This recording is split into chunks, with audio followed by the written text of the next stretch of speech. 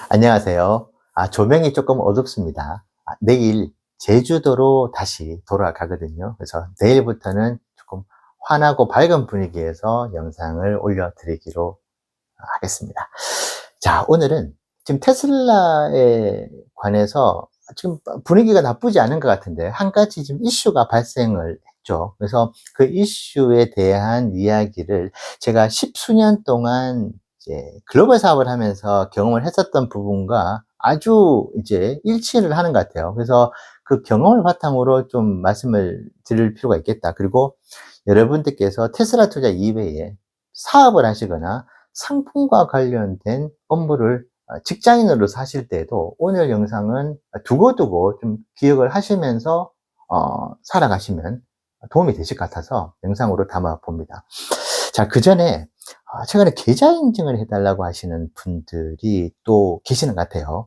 자, 이미 2번 인증을 해드렸고 2025년 올해 12월 31일 마지막 날이죠. 그날 계좌 인증을 해드리기로 약속을 했기 때문에 한 7개월 정도, 시간이 빨리 가네요. 벌써 그 말씀을 드린 지 5개월이 벌써 훌쩍 지난 것 같습니다. 그래서 7개월도 금방 갈 수 있거든요. 그래서 테슬라 주가가 지금보다 꽤 많이 올라간 상황에서 기분 좋게 한번 계좌 인증을 드리는 그런 순간이 오면 좋을 것 같긴 합니다. 그래서 12월 31일에 계좌 인증을 꼭 해드릴 수 있도록 하겠습니다.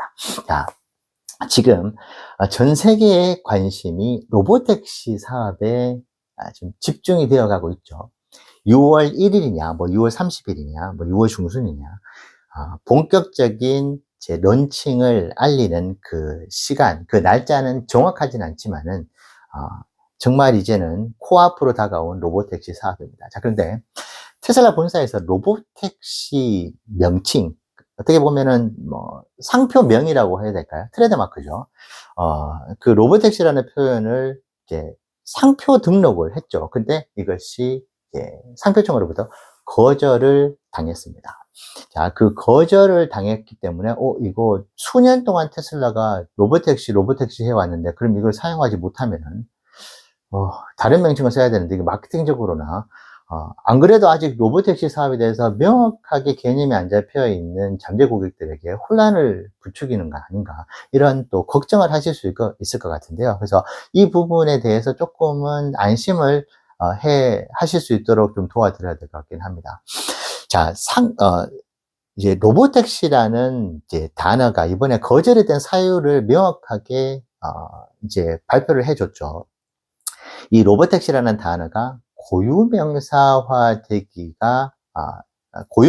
되기에 더 적합하다. 그래서 이 로보택시라는 단어를 한 회사에게 독점적으로 사용할 수 있는 어떤 그 권한을 주기에는 이것이 사회적으로 더 큰 부작용을 줄 수 있다는 취지로 이번에 발표가 된 것 같아요. 그래서 테슬라 투자자 입장에서는, 야, 로보택시 사업 테슬라가 주도해 가고 있고 기술도 압도적인데 당연히 로보택시라는 단어도 테슬라가 독점적인 지위를 가져야지라고 생각하실 수는 있겠지만은, 제가 조금 균형 잡힌 시각에서 바라본다면은 이번 미국 특허청인가요? 뭐 상표청에서의 이번 결과는 매우 합리적이다라고 저는 생각을 합니다. 자, 조금 의아해 하실 수도 있는데, 가장 대표적으로 스마트폰이라는 단어를 한번 떠올려 보시면 좋을 것 같아요. 그 당시에도 이게 스마트폰이라는 단어에 대한 개념이 명확하게 잡히지 않았을 때, 지금이야 스마트폰이라 그러면은 뭐 개념에 대해서 어느 누구라도 쉽게 이야기를 할 수 있는 그런 표현이 되었잖아요. 근데 그 당시에는 그러지를 않았죠. 그런데 만약에 그 당시에 애플이 스마트폰이라는 단어를 상표 등록을 해가지고 허가를 받았다. 그럴 경우에는 상업적인 목적으로 애플 이외에 그 어떤 회사, 그 어떤 개인들, 이 세상 그 어느 누구도 상업적인 목적으로 스마트폰이라는 단어를 사용을 할 수 없습니다. 애플 본사의 어떤 허락이 떨어지기 전에는 말이죠. 자, 그렇기 때문에 무단으로 사용했을 경우에 지적재산권이나 상표권 침해는 형사상의 어떤 처벌도 받을 수 있는 것이기 때문에 매우 심각한 문제가 발생을 할 수 있는 것이죠. 그렇기 때문에 특허청이나 상표청에서도 이 부분에 대해서 상표 등록을 신청하는 그런 회사들의 해당 상표명을 허가를 내주는 데 있어서 매우 신중한 자세를 취할 수밖에 없는 것이고, 세계적인 글로벌 기업에서 하는 중요한 단어의 상표 등록 신청 역시 그거는 더더욱 엄중하게 냉정하고 객관적으로 바라보면서 이제 판단을 내리겠죠. 그래서 만약에 테슬라가 이번에 로보택시라는 단어를 신청을 해서 그대로 허가를 받았다면은, 테슬라 이외에는 그 어떤 회사도 이 로보택시라는 단어를 사용을 할 수가 없는 것인데, 아직 운전자석에 운전자가 없는 상태에서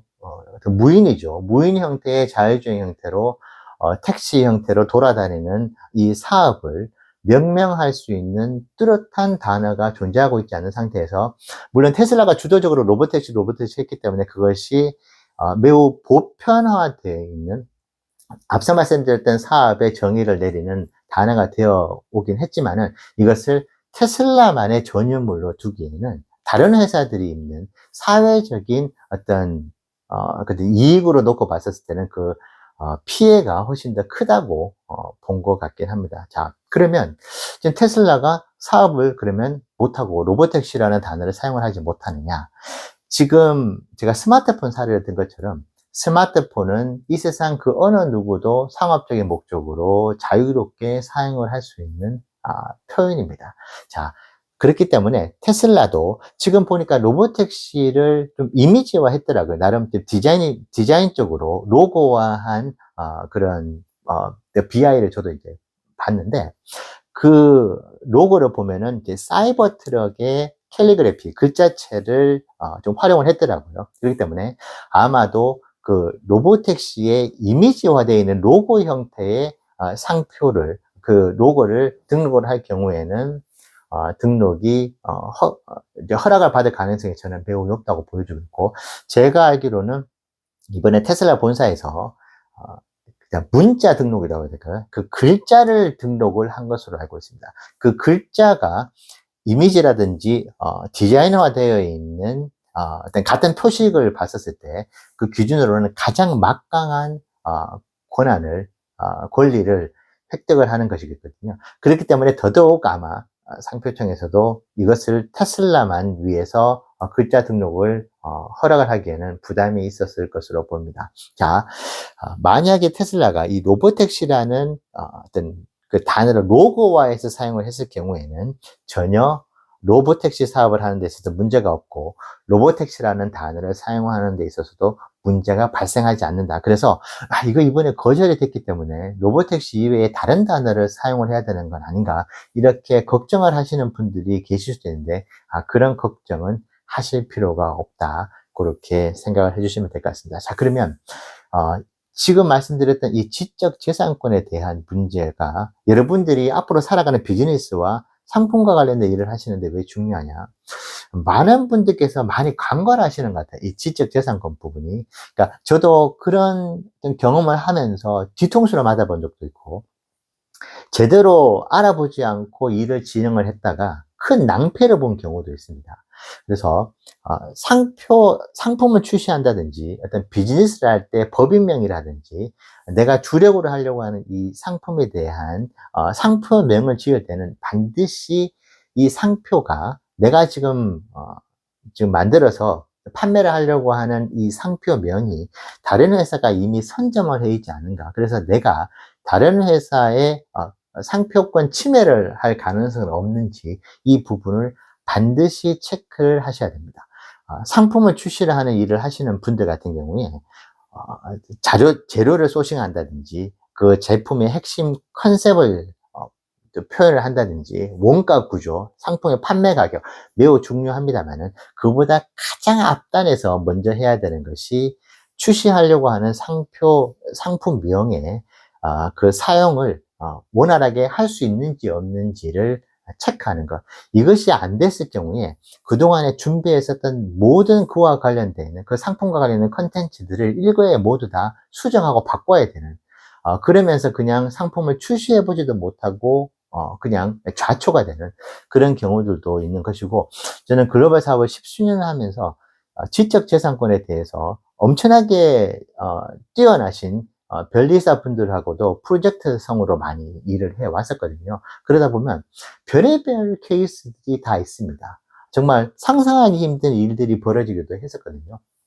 그렇기 때문에 이 상표권, 특허권 이 부분에 있어서는 사업을 하시거나 이제 업무를 하실 때 반드시 가장 중요한 업무라고 가장 기본적인 체크 사항이라고 생각하고 지적재산권과 상표권을 침해 여부와 내가 권리를 획득해서 보호할 수 있는 그 양쪽의 부분들을 생각을 하시면서 준비를 하고 일을 하실 필요가 있다. 이 말씀을 꼭 드리면서 오늘 영상 마치도록 하겠습니다. 네, 감사합니다.